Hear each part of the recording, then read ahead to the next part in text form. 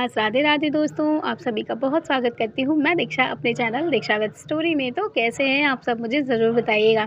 लड्डू गोपाल जी की कृपा मेरे पूरे यूट्यूब परिवार पर सदा बनी रहे। तो दोस्तों, लड्डू गोपाल जी की लीला से तो आप सभी परिचित हैं, बिल्कुल परिचित हैं। कुछ लोग लड्डू गोपाल जी की लीलाएं शायद रोज़ देखते भी होंगे, शायद कुछ लोग ऐसे होंगे जो उनकी लीलाओं का इंतज़ार कर रहे होंगे। तो दोस्तों, ऐसी ही एक लीला कथा मुझे भेजी है मुंबई से पिंटू जी ने।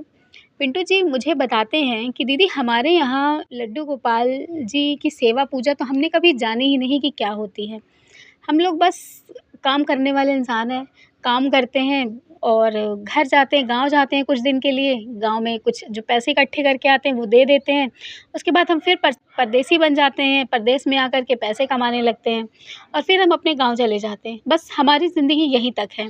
और वो कहते हैं कि पूजा पाठ, धर्म, ये सब चीज़ों से हम बड़े दूर रहते हैं। पिंटू जी कहते हैं कि हमने कभी देखा ही नहीं कि क्या होता है पूजा, कुछ भी नहीं किया कभी। कहीं मंदिर में पूजा हो रहा है तो झुक कर प्रसाद ले लेते हैं। भगवान जैसी चीज़ों के बारे में हम कभी यकीन करते ही नहीं थे। बस इतना यकीन है कि एक मालिक है जो हमारी ज़िंदगी की डोर थामे हुए है।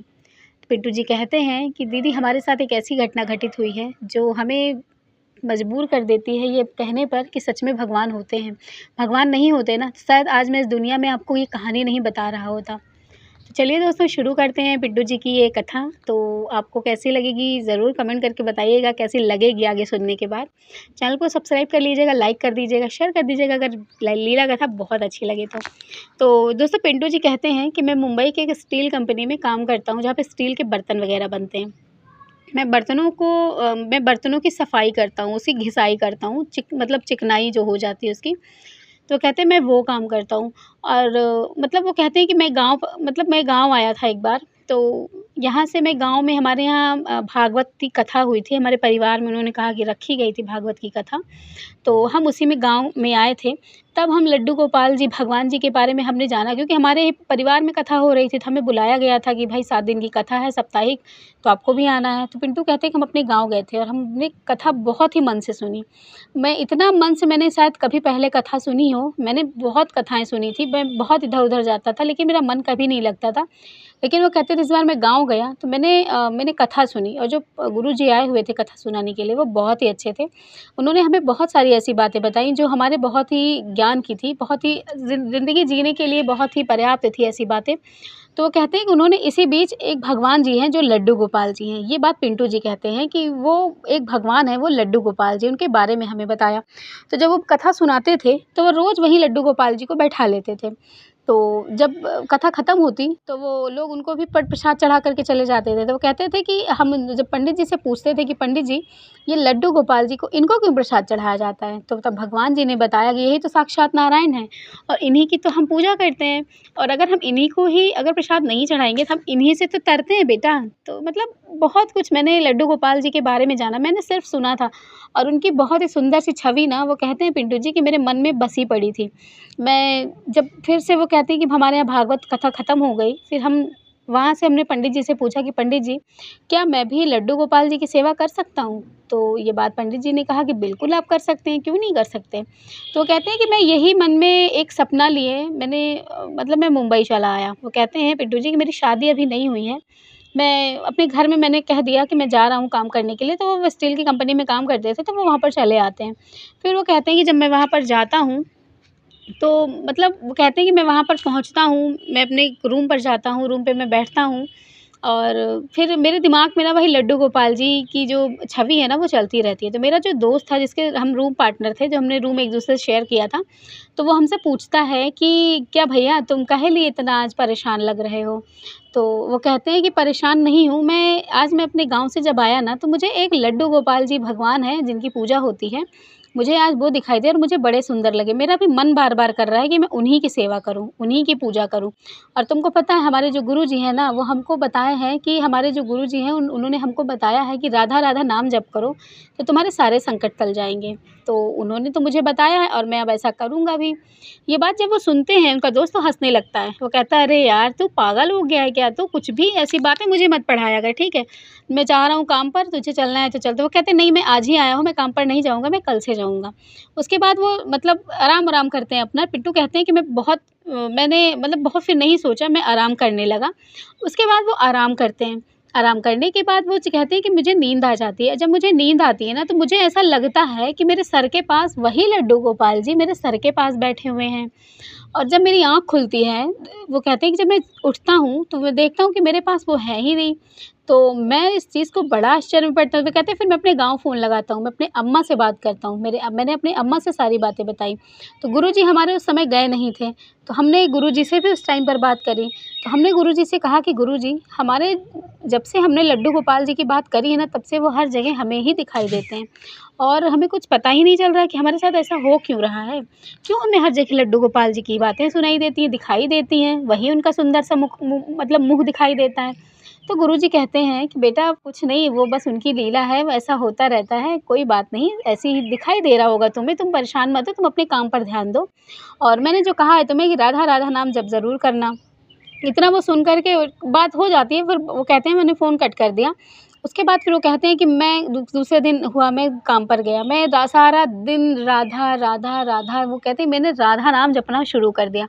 वो कहते हैं मैंने 1 महीने लगातार मैं अपना काम करते वक़्त मैं राधा, राधा ही नाम जप कर रहा था।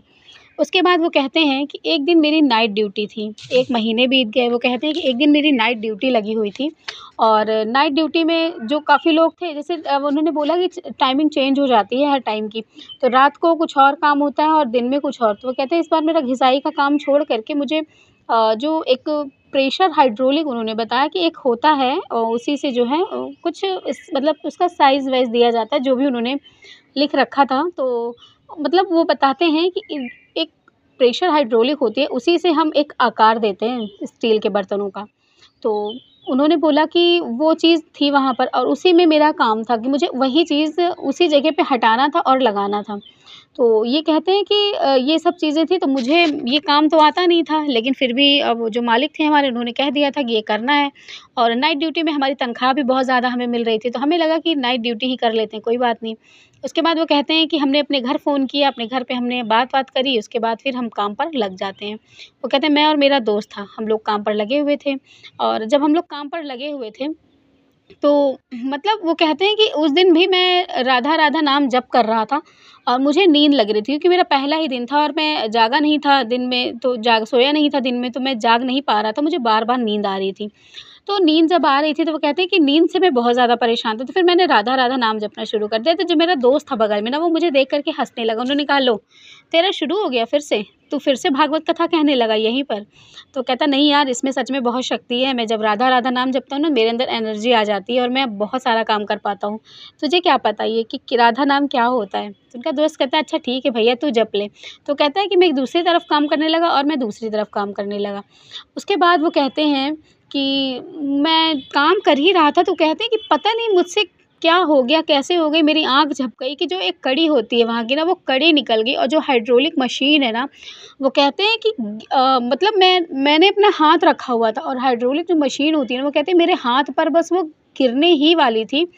तभी मैं आपको यकीन नहीं दिला सकता, वो कहते हैं कि दीदी मैंने कुछ भी नहीं सोचा, बस मैंने राधा, राधा, राधा, राधा मैंने ज़ोर-ज़ोर से नाम जपना शुरू कर दिया और उस टाइम पे मेरी आँखों के सामने अंधेरा छा गया और मैं जैसे ही वो हाइड्रोलिक मशीन मेरे ऊपर गिरने वाली थी, वैसे ही मैंने अपना हाथ मैं हटा नहीं पा रहा था क्योंकि मेरा हाथ किसी भी चीज़ से दब गया था किसी कड़ी से और उसी कड़ी के खुलने की वजह से वो मशीन मेरे ऊपर गिरने ही वाली थी। मैंने देखा, साक्षात मैं देख रहा था कि वहाँ पर एक उम्र का बच्चा था, बहुत उम्र नहीं थी उसकी, 16 साल का था। वो बच्चा आता है और वो हाइड्रोलिक के नीचे ऐसे हाथ लगा देता है अपना और वो मुझसे कहता है कि अब आप हाथ हटा लो अब आप अब अपना हाथ। वो कहते हैं कि मैं सट से अपना हाथ हटाता हूँ, हटाने के बाद वो जो मशीन थी ना, वो गिर जाती है और वो मशीन का जो नट ऊपर का था ना, वो खुल जाता है, वो ढीला पड़ जाता है और जिस चीज़ पे वो गिरने वाली थी ना, वो भी नीचे धँस जाती हैं। आप ये कह लो कि एक बहुत बड़ा हादसा हुआ था उस टाइम पर। ये मतलब कुछ क्षणों में मेरे साथ क्या हो गया और मैं ये चीज़ खुद भी नहीं जान पाया। वो कहते हैं कि मैं तुरंत मेरी आँख मतलब वो कहते हैं कि मेरी ऐसे लगा जैसे मेरी नींद टूटी। नींद टूटने के बाद मैंने देखा कि बहुत सारे लोग वहाँ पर थे। गिरने की वजह से वहाँ पे काफ़ी धूल-मिट्टी भी बहुत ज़्यादा हो गई थी। तो लोगों ने मतलब चिल्लाना शुरू कर दिया कि यहाँ पर क्या हो गया? तो जब मैं मतलब मैं जो है उस समय मुझे समझ में नहीं आया कि ये क्या हो रहा है। मुझे लगा कोई आगे इंसान मुझे बचा लिया होगा।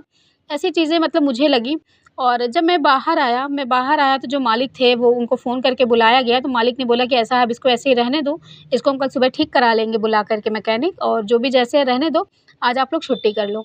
तो मैं घर चला आया, ठीक है। घर आने के बाद मेरा दोस्त था वो मुझसे लिपट गया, मुझसे कहा, अरे भाई आज तो तेरी जान जाते-जाते बची। सोच अगर तूने कैसे सँभाल लिया उस हाइड्रोलिक को, आज तेरा हाथ पता है तेरा हाथ ना बिल्कुल चटनी बन जाता अगर तू हाथ हाथ तू कैसे रोका भाई मेरे, मुझे समझ में नहीं आ रहा। तो पिंटू कहते हैं कि मैंने नहीं रोका, एक लड़के ने रोका। वो कहते हैं कौन लड़का? वो कहते हैं एक लड़का था वहाँ पर जो 16 ही साल का था, बहुत उम्र नहीं थी उसकी। मैंने खुद देखा है कि उसी ने उस हाइड्रोलिक को पकड़ा था आकर के। तो उन्होंने कहा कि मतलब ये कैसे हो सकता है? बिल्कुल भी कुछ समझ में नहीं आ रहा मुझे। वो कहते हैं कि मुझे खुद को नहीं समझ में आ रहा है कि ये क्या हो रहा था। वो कहते हैं मेरा दिमाग काम करना बंद कर दिया उस टाइम पर। फिर मैंने कुछ भी नहीं सोचा, इतना बड़ा हादसा होने से बचा था, तो फिर मैं अपने मतलब रूम पर आता हूँ। उसके बाद फिर मैं सो जाता हूँ। सोने के बाद मैं मतलब सो जाता हूँ, उसके बाद मैं सुबह उठता हूँ ना, तो मैंने देखा कि मुझे हल्का सा, ज़्यादा नहीं, हल्का सा ही चोट आया था, मेरे हाथ में स्वेलिंग आ गई थी। उसके बाद फिर मैं उस दिन काम पर नहीं जाता, तो हमारे जो मालिक थे उन्होंने बोला कि तुम्हारे साथ इतना बड़ा हादसा हुआ है, तुम आराम कर लो आज, तुम्हें अभी आने की काम पर ज़रूरत नहीं है, तुम परसों से आ जाना। तो वो कहते हैं कि ठीक है, फिर मैंने अपने घर फ़ोन करके बताया कि आज मेरे साथ इतना बड़ा हादसा हुआ, बच गया। उसके बाद फिर कहते हैं पिंटू जी कि मैं बैठे-बैठे सोच रहा था कि आखिर जब तुमने नहीं बचाया, कोई आया नहीं था, तो वो लड़का कौन आया था? कौन आया था मुझे बचाने के लिए? तो उनका जो दोस्त था वो कहता है कि यहाँ पर तो इतने कम उम्र के इंसान, मतलब कम उम्र का कोई आदमी ही नहीं काम कर रहा है, तो कैसे कोई आ सकता है? तो वो कहते हैं कि तू मेरा यकीन कर, मैं भगवान की कसम खा के कह रहा हूँ, कोई तो था जो जिसने मुझे बचाया। तो कहते हैं यार भाई इतनी बड़ी मशीन थी, तेरे ऊपर गिरने वाली थी, और तू अगर नहीं आता तो तू बच नहीं जाता, तू मर जाता। सोच किसी की हिम्मत नहीं थी वहाँ पर जाने की, तो कैसे कोई जाके तुझे बचा सकता है? पिंटू कहते हैं कि ये एक मेरे लिए बिल्कुल एक हैरान करने वाली घटना थी कि मुझे वहाँ पर कौन आया बचाने। मैं अपने गाँव फ़ोन किया, मैंने अपनी अम्मा से ये बातें बताई कि अम्मा आज ऐसी-ऐसी चीज़ें मेरे साथ हुई, मुझे कोई बचाया, लेकिन लोग कह रहे हैं कि मैंने बचाया ही नहीं। कौन था वो आखिर? उसके बाद मैंने मतलब फिर मतलब धीरे-धीरे मैं ये सब चीज़ें भूलने लगा। वो कहते हैं कि महीनों बीत गए।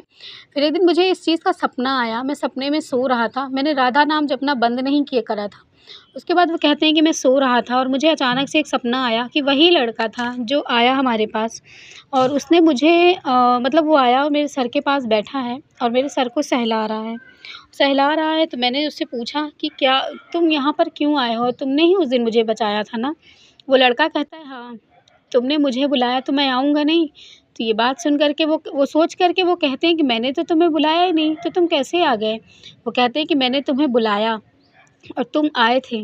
तुमने मुझे खूब बुलाया, तुमने मुझे बार-बार बुलाया, तभी मैं आया हूँ तुम्हारे पास तुम्हें बचाने के लिए, और तुम ज़्यादा परेशान मत हो। वो कहते हैं इतना कहते हैं, उसके बाद वो कहते हैं कि तुम कहाँ से आए हो? तो उसने अपना नाम बताया कि मेरा नाम किशोर है और मैं वृंदावन से आया हूँ। ये बात सुन कर के वो मतलब वो उसके बाद वो कहते हैं कि मेरी आँख खुलती है, मैं देखता हूँ मैं पूरा पसीना-पसीना हूँ, और मैं किशोर, किशोर खुद ही कह रहा था अपने मुँह से। और उसका जो दोस्त था वो उसको उठा रहा था कि भाई तू क्या कर रहा है? तू क्यों इतना परेशान है? किसके सपने देख रहा है तू? फिर वो कहते हैं कि मैंने ज़्यादा कुछ नहीं उससे बोला, फिर अ, मैंने उससे कहा कि मुझे कुछ भी नहीं सुनना, बस मैंने इस तरह का सपना देखा, मुझे पता है जो लड़के ने मुझे बचाया आज मुझे वो सपने में आया था। उसका जो दोस्त था वो कह रहा था कि ऐसा कैसे हो सकता है कि वो लड़का तेरे सपने में आके तुझे बता के चला गया? उसने कहा कि हाँ, पिंटू कहते हैं कि हाँ, मुझे उसने बचाया, और मैं पूरे यकीन के साथ कह सकता हूँ कि ये वही लड़का था जो आज मुझे उसने अपना नाम किशोर बताया और वो वृंदावन से आया था। ये बात सुन कर के दोनों के दोनों लोग हैरान थे। वो कहते हैं कि वो वृंदावन से आया था और मुझे वृंदावन जाना है, मुझे वृंदावन जाना है तो जाना है। उसके बाद वो कहते हैं पिंटू कि मैंने छुट्टी ली और मैं वृंदावन पहुँचा। वृंदावन पहुँचने के बाद मैंने बांके बिहारी जी के दर्शन किए, और मुझे बस एक बार ऐसा लग रहा था कि मुझे वो लड़का कहीं भी दिख जाए, कहीं भी दिख जाए। उसके बाद वो कहते हैं कि जब मैंने राधा वल्लभ जी के दर्शन करने के लिए जब मैं उनके मंदिर में गया, पहले तो उनके दर्शन मुझे हो नहीं रहे थे, बहुत ज़्यादा भीड़ थी। उसके बाद मैं किसी भी तरह से जब मुझे दर्शन हुए, तो मैंने राधा वल्लभ जी के मंदिर में मैंने एक ऐसी ही एक छवि देखी, जो उस लड़के की मुझे सपने में दिखी थी। मैं देख कर के मैंने वहीं पर अपना सर पटक के मैंने उनसे प्रणाम किया। मैंने उनसे कहा कि हे कन्हैया, तू सचमुच मुझे बचाने आए थे? एक ऐसे इंसान को जो तुम्हारे ऊपर विश्वास भी नहीं करता, जो तुमसे प्यार भी नहीं करता, तुमने मुझे बचाया, तुम मुझे बचाने के लिए सच में आए थे। ये बात वो कहते हैं कि मैं बता ही नहीं सकता आपको दीदी कि मेरे साथ वो क्या हुआ था, मैं आपको बता ही नहीं सकता। और वो कहते हैं कि जब से मैंने ये सपना देखा है ना, जब से मैं वहाँ से दर्शन करके आया हूँ ना, मैं अपने आप को ना इतना पवित्र मान रहा हूँ ना कि मैं आपको बता नहीं सकता। ऐसा लगता है कि मेरे अंदर की सारी बुराइयाँ नष्ट हो गई हैं, सारे मेरे अंदर से जितने भी कर्म थे जो मैंने कभी गलत किए होंगे ना, मेरे अंदर से सारे कर्म ऐसे गंदे कर्म, मेरी गंदी आदतें सारी कुछ ख़त्म हो गई हैं।